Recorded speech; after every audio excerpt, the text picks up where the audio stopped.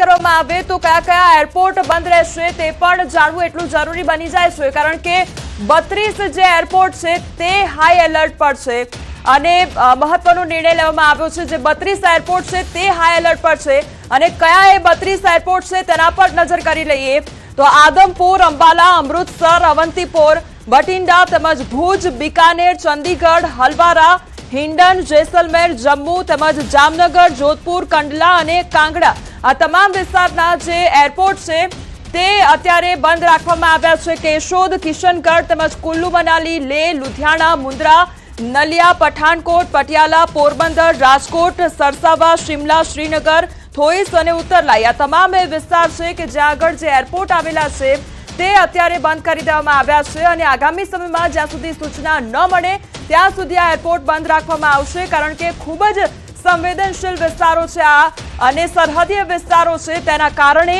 ત્યાંના જે એરપોર્ટ છે તે બંધ કરી દેવામાં આવે છે. આ તમામ એ લિસ્ટ છે આદમપુર, અંબાલા, અમૃતસર, અવંતીપોર, બઠિંડા કે જ્યાં આગળ જે એરપોર્ટ આવેલા છે તે બંધ કરવામાં આવ્યા છે. હવે ભારતના S-400ની તાકાત જોઈ લો. તમામ જે હુમલા કરવામાં આવ્યા છે તે ધ્વસ્ત કરવામાં આવ્યા છે, જે ડ્રોન છે તે ધ્વસ્ત કરવામાં આવ્યા છે. રાજસ્થાનમાં નાલ, ફલોદી અને ઉત્તરલાઈમાં હુમલો કરવાનો પ્રયાસ કરવામાં આવ્યો.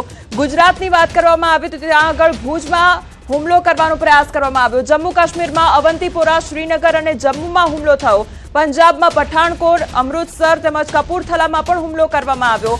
રાજસ્થાનમાં નાલ, ફલોદી, ઉત્તરલાઈમાં હુમલો કરવાનો પ્રયાસ તો ગુજરાતમાં ભુજમાં હુમલો કરવાનો પ્રયાસ કરવામાં આવ્યો, પરંતુ તમામ ડ્રોન તોડી પાડવામાં આવ્યા છે.